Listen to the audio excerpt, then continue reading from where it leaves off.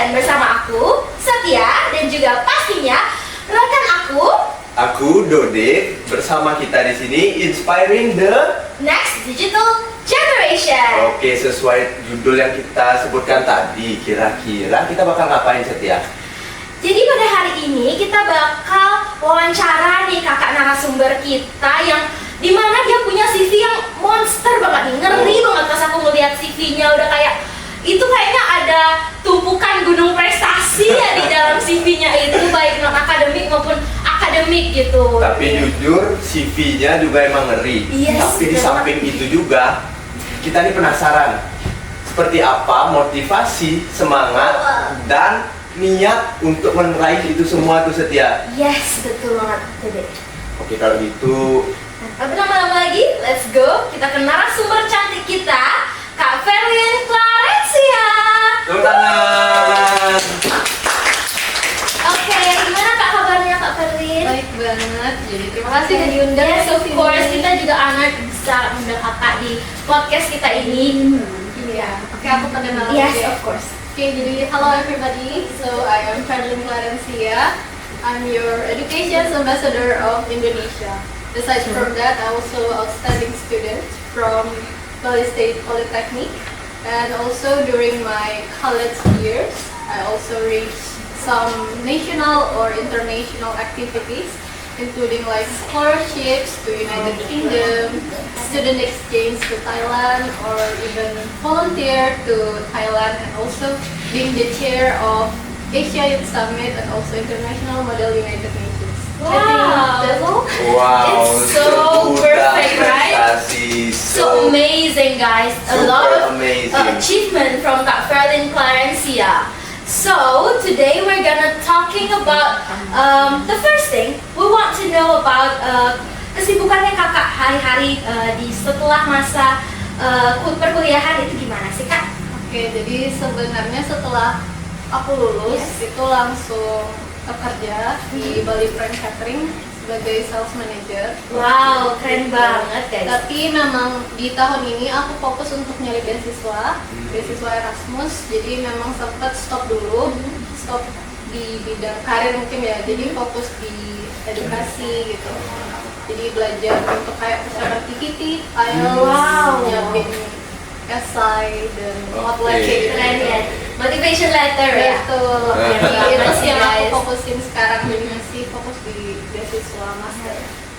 Oke, jadi tadi kan kakak udah ngasih tahu gimana kakak yang sekarang ini lagi memang fokus untuk ngejar beasiswa S2-nya itu. Nah, sebenarnya motivasi apa sih yang bisa kakak dapat dari awal? Kenapa kakak pengen banget nih dapat beasiswa kependidikan di luar negeri seperti itu kak? Oke, jadi sebenarnya selama aku kuliah juga kan sempat sering exchange, jadi dapat banyak global exposure. Nah, dalam global exposure ini bikin aku sadar bahwa nggak ada limit gitu dalam kita belajar, dalam kita mengembangkan diri. Jadi di situ kayak nungguin keinginan aku untuk kayak terus maksimalin potensi aku, limit aku gitu. Dan emang aku sadar jadinya aku tuh tipe yang suka banyak belajar hal baru. Oh wow, ya. Jadi dengan aku lanjutin master, aku bisa kayak jadi spesialis, jadi bukan generalis tapi jadi spesialis di suatu bidang. Di sana aku ikut flight, jadi itu kayak intercultural leadership master program gitu. Jadi kebetulan memang latar belakang aku kan banyak pegang di organisasi gitu sebagai ketua. Gitu. Nah itu jadi itu alasan aku pengen nyoba lanjut di master. Oh keren banget teman-teman, Oke, tadi yang itu udah keren dijelasin sama banget. kakaknya. Oke, Kak Ferlin, tadi kan kakak bilang juga di organisasi sebagai ketua dan segala macam dengan Iya, segudang iya. prestasi yang luar biasa. Real. Pasti kesibukannya banyak dong. Iya, Oke, of course. jadi aku mau minta tips cara manajemen waktu, time management. Gimana kakak memanage waktu untuk masih bisa balance antara belajar dan Iya, kesibukan yang betul, lain. ya. Jujur Betul. karena kita yang nggak seluar biasa Iya, itu pun benar agak banget. sebenarnya agak pusing. Iya, Aduh. kita ngejalanin perkuliahan aja Gitu, sama ya. kegiatan UKM itu udah kayak burnout-nya gila-gilaan Iya. ya gitu. Ini gimana lagi Gimana kakaknya dengan yang udah segudang prestasi Benar. gitu.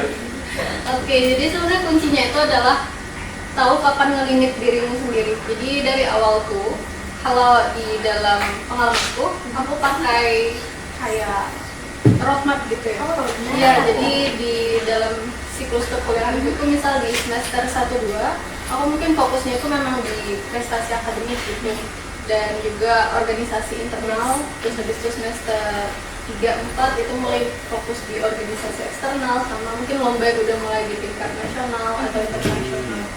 Terus di semester selanjutnya 5-6 tuh fokusnya di mungkin program yang memang internasional gitu, jadi exchange, volunteer atau conference. Jadi disitulah kayak nggak semua opportunity itu diambil. Jadi yang linear aja. Jadi pas tuh misal di semester 1-2 ya udah aku ikut fokusin di situ aja, fokusin semua di lomba-lomba gitu. Makanya jadinya bisa tetap apa ya, mungkin balance ya. jadi nggak burn out juga karena udah tahu seberapa limitku. Terus juga emang aku udah sempet trial error sistem apa ya, sistem manajemen waktu. Jadi mungkin ada banyak orang yang pakai kayak to do list dan lain-lain. Iya, betul. Tapi aku jujur kurang cocok sama itu karena seringnya tuh jadi kayak saya ditulis banyak misal to do listnya tapi endingnya yang kecentang cuma satu atau dua.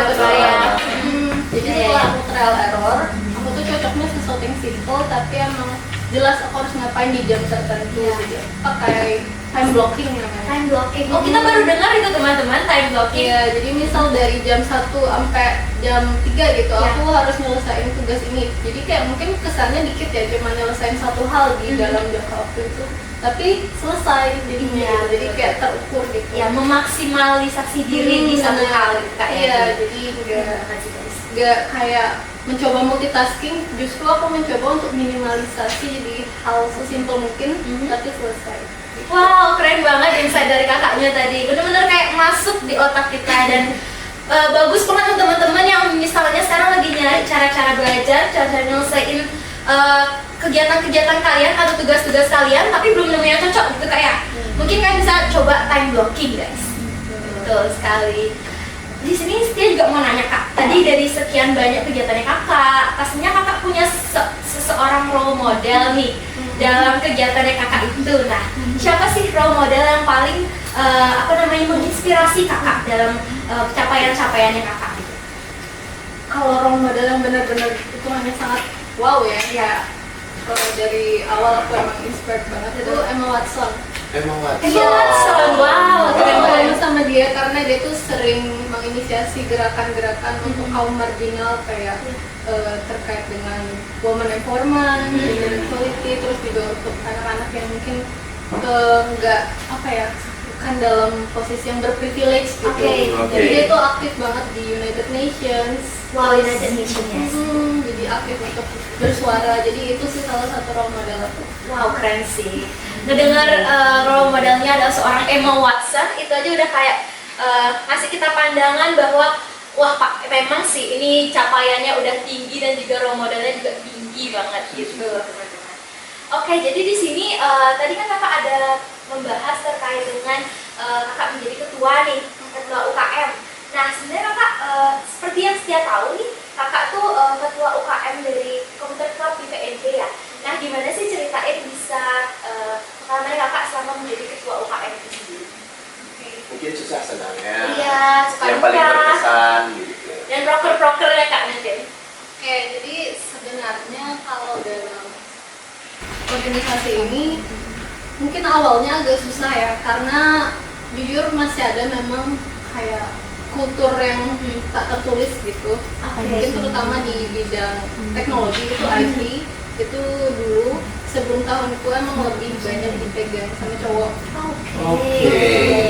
Karena memang dulu dianggapnya tuh yang megang tuh harus anak IT dan dimana anak bisnis kan kebanyakan perempuan ya, jadi dia tuh kayak tidak kompeten. Jadi anggapannya tuh bebanku itu lebih banyak karena lebih banyak ekspektasi mereka. Jadi di awal tuh emang agak PR untuk ngelawan itu. Cuma seiring berjalannya waktu tuh aku nyoba mastiin ke diriku sendiri bahwa aku tuh cukup jadi yang terbaik di versi aku, nggak perlu kayak dengerin eksternal, nanti juga hasilnya tuh ngikut. Nah betul ya. Jadi aku fokus emang untuk di benerin fondasi organisasinya dulu, karena kalau dari pengalamanku, beberapa hal tuh banyak yang perlu dibenahi, terutama mungkin di Ormawa ya kita bilang, mungkin kayak dari segi ketepatan waktu gitu. Betul Itu sekali. sering PR kan. Nah itu salah satu kultur yang aku coba perbaikin di organisasiku dulu. Jadi aku hilangin kultur senioritas dan aku tetapin kultur untuk tepat waktu. Dan itu jujur ngebantu banget, impactful banget, terutama misal di rapat. Biasanya mungkin rapat tuh baru di redaksi mulai jam 7, baru mulainya tuh jam 8 gitu. Ya. Cuma di tahunku tuh bisa misal di redaksi jam 7, mulai jam 7.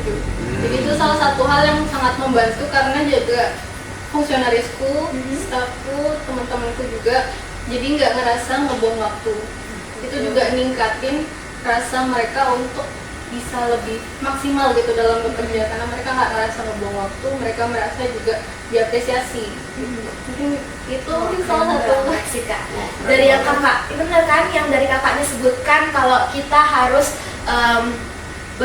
berfokus pada Diri sendiri. kita sendiri dan do our best dalam setiap hal itu memang udah keren banget gitu. Karena kalau misalnya kita lihat lagi teman-teman, dimana kalau misalnya banyak orang bilang, aduh kamu kurang gini nih, kamu kurang gitu. Tapi kalau misalnya diri kita sendiri udah merasa diri kita cukup dan kayak kita udah do our best dalam setiap hal, udah kita sudah melakukan yang semampu kita ya, benar nggak sih Dewa?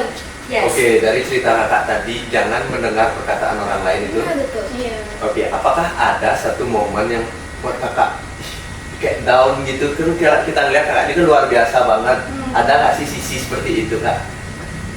Mungkin itu bisa dibilang aku versi dulu ya. Boleh. Jadi kalau kelas balik, aku dulu tuh mungkin di masa-masa SMA itu anaknya sangat pemalu. Jadi jarang untuk mengutarakan opiniku karena aku merasa nggak sepenting itu juga untuk ngomong dan nggak berpengaruh. Tapi ternyata here I am now gitu. Jadi mungkin kalau aku lihat ke belakang, mungkin Karlin yang kayak saat SMA atau masih kecil tuh nggak bakal sadar aku tuh bisa sejauh ini. Yes. Jadi ternyata tuh kita itu jauh lebih besar daripada apa yang kita pikirkan benar. Jadi itu sih salah satu hal yang aku baru pelajarin dan aku baru ngeh juga kalau kita tuh emang nggak ada limitnya gitu. Makanya aku juga coba kalau bermimpi gitu ya, making goals, aku buat goals sebesar mungkin. Tapi aku buat goalsnya itu achievable, jadi aku pecah lagi jadi step-step kecil. Jadi kadang hal besar pun juga jadi tetap bisa meraih gitu. Keren banget teman-teman. Keren banget. Gila. Oke, untuk Kak Ferlin tadi juga sempat menyinggung soal yang dulu. Sekilas balik ke Kak Ferlin yang dulu kan. Nah, step awal dari Kak Ferlin yang dulu, yang pemalu itu ke sekarang yang pemberani, lebih berani untuk mengutarakan pendapat, lebih berani untuk berbicara di depan kamera, dan juga sudah berani di depan banyak orang. Itu Betul, step sudah awalnya banyak seperti apa Kak? kegiatan di kelas. Step awalnya mungkin kuncinya bisa karena dipaksa. Iya, kira-kira dipaksakan siapa itu Kak?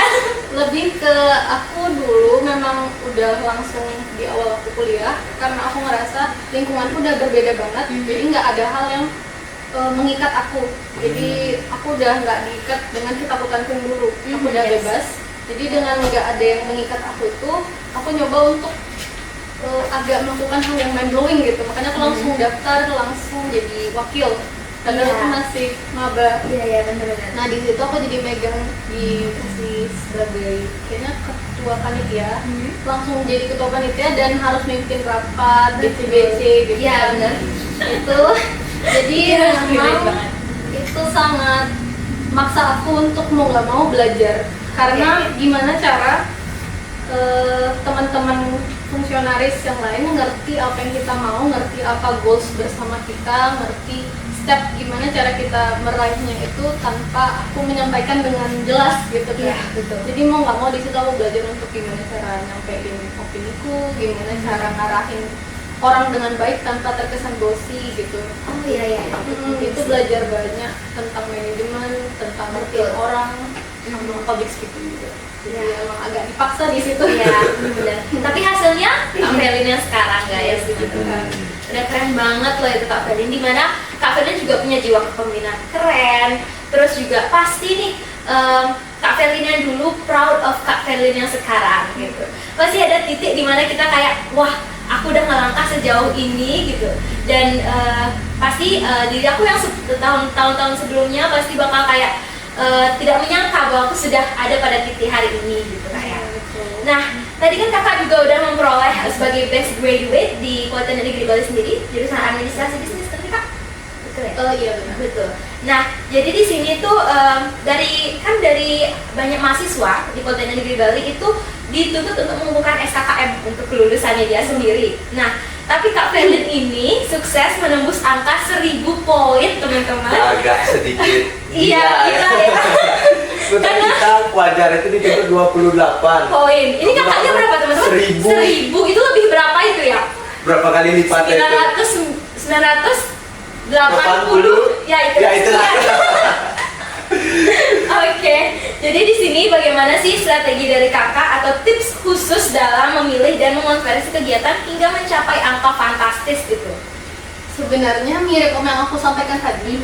Jadi dari awal tuh udah punya roadmap gimana kalian mau maksimalin waktu untuk saat menjadi mahasiswa. Ya. Karena jujur jadi mahasiswa, label mahasiswa tuh privilege banget.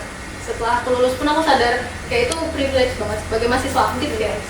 Karena memang banyak banget event, banyak banget program beasiswa, banyak banget persyaratan yang harus mahasiswa aktif. Nah, jadi di situ aku sadar bahwa mahasiswa itu menjadi mahasiswa itu emang suatu privilege dan emang jadinya mencoba untuk maksimalin waktu selama 4 tahun ini.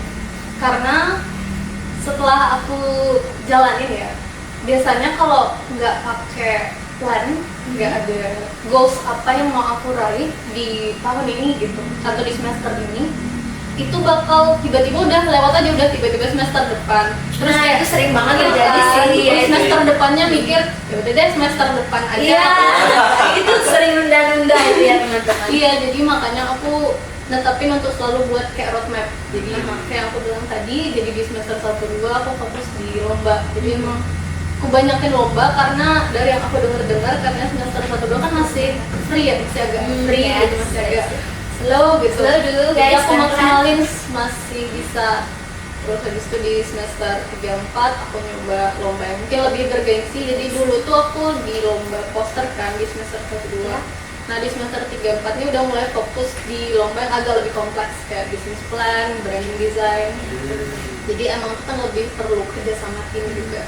Nah habis itu barulah nanti di semester 4-5 ya, 4-5 dan seterusnya itu baru aku mulai fokus di program yang internasional. Jadi entah itu lomba, entah itu volunteer, research, habis itu conference ataupun exchange. Nah mungkin ke yang internasionalis yang banyak nopang poin Poin ya? Iya, Kira-kira berapa itu kak poinnya? berapa ya? Kalau dihitung itu udah tidak terhitung ya. Tidak terhitung dan sangat luar biasa. Iya lumayan banyak karena memang cukup jauh bedanya antara nasional dan internasional. Jadi kalau emang sampai bisa tembus tuh emang sangat membantu sih untuk ngumpulin SKKM. Jadi saat udah tahu plannya gimana, pasti nggak bakal ada belok-beloknya sih. Karena kadang tuh ya, terutama karena aku juga fokus di organisasi kan, aku 2 tahun Ya. di organisasi UKM-ku sebagai ketua umum. Itu kadang kalau kamu belum ada roadmap pasti bakal fokus di situ aja. Dan Iya, itu menurutku betul salah sekali. satu apa ya, kesalahan kan, kayak kesalahan yang tidak disadari oleh mahasiswa pada umumnya. Kayak mereka tuh cuma menuangkan dirinya di satu ember aja. Padahal kita tuh lebih baik untuk diversifikasi potensi kita. Karena semakin kita explore, semakin banyak juga yang kita sadarin apa yang kita bisa. Karena kalau aku pun nggak explore, aku nggak bakal tahu aku bisa kayak gini. Nah, betul banget teman-teman gitu. Jadi untuk kalian ini yang masih duduk di rumah atau mungkin rebahan sambil nontonin tontonan yang berdaging ini, kan harus bangkit guys, bangun gitu. Mulailah hari ini dengan mungkin dengan kegiatan yang lebih efektif, Betul. lebih kegiatan yang mungkin lari jogging mungkin, betul nggak sih? Dan kita lebih aktif gitu guys. Dan Betul. mungkin mulai suatu hal yang bermanfaat untuk kalian ke depannya, betul nggak sih? Iya. Betul. Oke, untuk Kak Ferlin tadi sempat mengikuti banyak kegiatan yang setaraf internasional. Oke, untuk pertama kalinya struggle apa yang pernah dialami? Struggle-nya pasti ngerasa nggak cukup. Oh. Iya, pasti ngerasa emang aku siap untuk ikut lomba ini, emang aku udah ada di level ini. Pasti dalam terbatasan itu masih ngerasa kayak gimana ya, step pertama tuh pasti kerasa paling susah kan. Cuma kebetulan aku juga memiliki mentor yang bagus, yang tepat, jadi dia tuh bisa melihat potensi aku. Padahal di situ aku pun masih belum sadar dengan potensi itu sendiri. Jadi kebetulan pembimbingku itu Prof. Edi.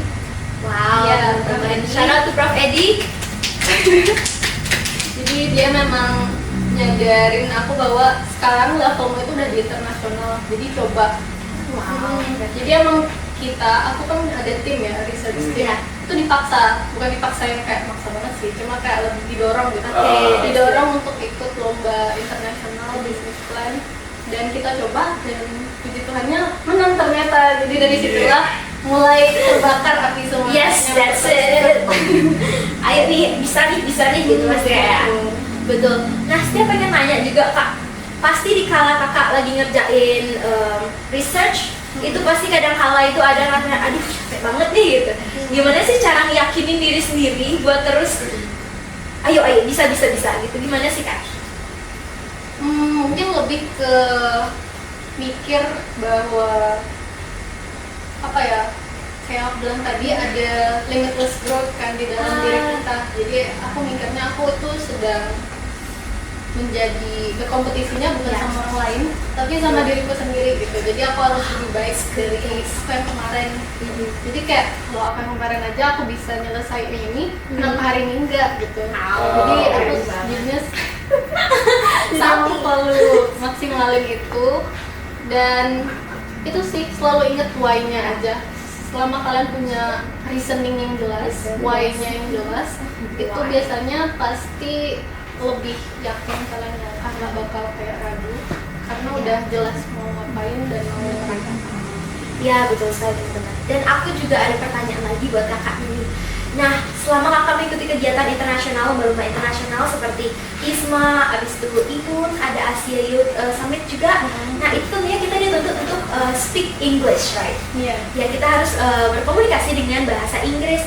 Nah, setiap ingin tahu nih, gimana sih awalnya kakak bisa lancar atau fluent bahasa Inggris gitu? Karena ini pasti pertanyaan bagi semua anak-anak Indonesia atau mungkin khususnya mahasiswa Politeknik Negeri Bali untuk bisa lebih speak English gitu. Apalagi untuk yang dapat kelas internasional. Betul. Mungkin. Ya itu gimana sih kak tipsnya biar kita bisa lebih speak fluent English? Kuncinya itu melakukan hal yang kalian senangin tapi dalam bahasa Inggris. Jadi jangan paksa, misal kayak harus grammarnya sempurna dulu baru berani ngomong gitu. Karena kalau kalian paksa situasi ideal itu muncul, nggak bakal muncul, nggak bakal ada gitu. Jadi aku tuh awal mulai belajar bahasa Inggris pas main game, jujur. Wow. Wow, siapa Apa nih guys? Itu pada penonton pada Siapa sangka? Saya main game. Iya, jadi dulu tuh aku main game, udah lama sih, ini udah ditutup juga kan gamenya, Line Play gitu tuh. Jadi apa tahu? Ya, itu tuh dulu ada server global. Ah. Aku tuh masuk ke kayak klan global itu, dimana aku tuh mau nggak mau harus ngomong sama mereka kan. Iya. Nah itu aku jadinya selalu tiap hari kayak ngobrol kan, ngechat. Ternyata tuh mau nggak mau ngasah bahasa Inggris aku. Wah, iya. Jadi dari aku mulai main gamenya tuh dari SMP ya. Dari SMP tuh udah mulai naik terus nilai bahasa Inggris aku tanpa aku belajar. Wow, Jadi sambil main aja. berarti tanpa les atau gimana? Wow guys, keren banget tuh kakaknya. Berarti itu tipsnya teman-teman. Jadi kalau kalian pengen fluent dalam bahasa Inggris, lakukan apa yang kalian senangi dalam Main bahasa game. Inggris. Iya benar. Main game. Kalau kalian senang main game dengan bahasa Inggris. Kalau kalian suka nonton dengan Iya, bahasa aku Inggris juga itu. Jadi aku suka dulu Harry Potter kan. Ya. Aku paksa nih nonton Harry Itu Potter. aksennya. Tapi aku coba pas aku merasa udah cukup sanggup, aku coba tanpa subtitle. Jadi dari situ mulai agak bisa kan di listeningnya sekarang. Kemarin kan di writing, sekarang di listening. Terus nyobalah mulai ngomong-ngomong juga kan. Oke. Dan ya dari situlah. Jadi jangan pernah takut salah sih kuncinya. kalau aku salah ngomong, orang bule pun native speaker tuh nggak bakal ngoreksi kita. Mereka tuh malah mengapresiasi kita karena kita berusaha untuk belajar bahasa mereka. Dan berani ya Kak ya untuk speak gitu. Iya. Oke, jadi karena kita sudah lumayan lama ini Oh, ngobrolnya ini tidak ya, nggak kerasa ya ternyata ya. 3,5 jam sekitar. Wow, nggak kerasa loh, padahal ini masih banyak kayaknya list pertanyaannya ya teman-teman. Tapi karena mungkin sudah durasi juga Ya, setiap tapi ini the last question Mungkin. deh. The last question. last Oke. two. Two last question buat Oke. kakaknya. Wah, keren banget nih. Oke, dari setiap apa? Oke, kalau dari aku sendiri nih, apa sih kiat-kiat yang bisa kakak sampaikan kepada the next digital generation, khususnya di PNB atau mungkin lebih luas, untuk tetap semangat dan juga tetap memanfaatkan platform digital sebagai sarana mereka mencari informasi, mengembangkan pikiran mereka ataupun mengembangkan kegiatan-kegiatan. Betul sekali Kak. Lebih ke di era sekarang tuh kita nggak harus nunggu untuk bolanya datang ke kita, tapi kita yang dijemput bola. Itu Itu karena pun event-event yang aku ikutin ini jarang ada yang mungkin apa ya Nge-reach video out dulu. kakak ngirim gitu ke kita, jarang ada yang gitu. Jadi aku biasa cari tahu sendiri di Instagram sih, biasanya banyak Instagram kayak Global Youth Ambassador dan lain-lain. Aku cari dan biasanya di situ mungkin bisa di list di master sheet, di list biar kalian tuh tahu yang mana udah berhasil atau yang mana yang gagal, karena gagal pun juga nggak apa-apa, pasti ada yang dipelajarin juga kan. Betul. Jadi itu sih lebih ke kalian lebih proaktif, jangan nunggu dikirim dosen, dikirim temen. Jadi karena emang kita sih yang lebih Aktif lagi mencari informasi. Benar. Ya, betul sekali. terus mungkin lebih ke mindset ya. Kalau di aku lebih empower teman-teman semua, mungkin biar mindsetnya itu Guys. jangan berkompetisi sama yang lain gitu, orang lain. Karena kalau kompetisi, Jarang. kalau kita tuh ngebandingin sama orang lain, itu pasti bakal selalu ada yang lebih hebat. Nah, Bakal ada betul yang lebih sekali. wah, dan itu malah Sekali. kita jadi kayak Down, insecure. yes. Jadi lebih ke kompetisinya sama diri sendiri aja. Jadi kalau kita udah lebih baik dari kita versi kemarin ya nggak apa-apa, udah improve kan itu. Iya, tetap benar sekali. small improvement still count. Yes, Betul. that's it guys, keren banget dari kakak. Sama nanti satu lagi ya, Ya. itu jangan takut kalah sih, jangan takut salah sama kalah. Itu salah satu hal yang aku bener-bener banyak belajar, karena dengan mindset berani kalah itu, jadi kalian tuh berani nyoba. Oke. Karena dengan berani nyoba itulah jadi kayak apa ya, semakin banyak yang kalian coba dan Iya. jadinya Betul. kalaupun kalian gagal, itu tuh bukan gagal tapi belajar. Jadi pilihannya antara menang atau belajar. Belajar. Nah, Bukan jadi menang tidak atau ada kalah. betul, tidak ada kekalahan dalam perjuangan kita, betul tidak Kak? Betul. Yes, betul. Oke, mungkin terakhir Kak, sedikit advice untuk mahasiswa atau orang-orang di luar sana yang lagi mengalami struggle atau mungkin dia lagi mengalami kegagalan dalam segala suatu kegiatan, mungkin tipsnya untuk bangkit lagi. Tips untuk bangkit lagi ya, sebenarnya lebih ke apa ya, kalau mungkin lebih ke jangan fokus di diri kita ya. Self concept kita itu nggak cuma tentang hal yang kuantitatif. Oke. Kuantitatif tuh kayak misalnya juara, lomba, yes. menang, kayak gitu. Kalau kita cuma ngitung value diri kita cuma dari itu dan kita merasa gagal atau kalah, itu jujur sangat harmful. Karena aku pernah ada di fase itu juga, dan jadi kayak sangat apa ya, keras ke diri sendiri. Jadi kita tuh juga harus sadar kalau diri kita tuh ada kuantitatifnya, mungkin memang value kuantitatif, tapi juga ada value secara quality. Yes. Jadi gimana cara kita mempertahankan rasa percaya kita ke diri kita sendiri. Misal kita punya habit, kita tuh mau buat habit untuk screen time-nya nggak lebih dari 8 jam gitu. Tapi itu juga kebanyakan sih. Ya, itulah 3 jam. ya 3 jam gitu. 3. Dengan kalian pertahanin itu tuh kalian udah ngebangun rasa percaya ke diri kalian sendiri. Dan saat kalian udah percaya itu, kalian bakal lebih yakin untuk melangkah lebih besar. Jadi kalian harus konsisten sih. Jadi coba untuk bangun sesuatu yang kecil, progres kecil yang bisa kalian lakukan step by step, dan saat udah terlaksana, konsisten dan resilient. Jadi Resilience, ketahanan diri ya. Iya, jadi Wah, keren banget. jangan jangan gampang nyerah juga. Jadi dua itu sih, konsisten, resilience. Konsisten dan resilience guys. Jadi kalau kalian udah punya dua hal itu, aku yakin kalian pasti berhasil dalam hidup, karena kita tuh bukan cuma soal angka. Oke. Wah, keren banget insight yang udah kakaknya bagiin tadi guys. Penuh Jadi, daging. Betul, penuh daging banget kita lagi omongin apa ini? Masa depan teman-teman. Betul banget. Betul sekali. Untuk kalian Tips motivasi juga. betul juga gitu. Tadi kakaknya juga ada nyebutin consistency and resilient gitu. Dimana kalian sebagai mahasiswa itu harus ada konsistennya, harus juga ketangguhan dan ketahanan diri. Dimana kalian bisa nggak gampang nyerah dan kalian Betul. bisa melangkah untuk untuk melangkah ke next kegiatan kalian untuk improvement diri juga. Betul nggak sih Betul. Dewa? Betul. Oke. Oke, sebenarnya masih banyak banget yang mau kita omongin ya nggak sih? Aku masih banyak banget mau sharing-sharing. Dari pertanyaan ini masih sekitar ya setengah ya belum Ya, kita tanya. setengah yang belum tadi kita tanya. Kita tadi lebih ke kayak, wah ini keren banget, kita gali lagi, ini Ya. keren banget, kita gali lagi gitu teman-teman. Ya, tapi sayangnya kita sudah habis waktunya ya. Waktunya sudah habis dan sayang sekali ini akan segera berakhir. Betul, tapi kalau misalnya kalian suggest kita buat kegiatan ini lagi, buat podcast sama narasumber-narasumber yang lebih yang mungkin memiliki tingkatan yang sama kakaknya, ataupun Oke. mungkin sedang berjuang, ataupun mungkin yang punya usaha gitu, betul nggak sih? Betul, Iya. kalian bisa support kita dengan cara Like, comment, and subscribe. That's good. Oke, mungkin kita akan bicara di belakang layar lagi, oke kak? Let's go. Boleh. Oke, but kita harus akhiri dulu video Kita ini. akhiri, sayang Betul sekali. Terima kasih Terima untuk kasih yang sudah semuanya menonton. udah nonton, and see you on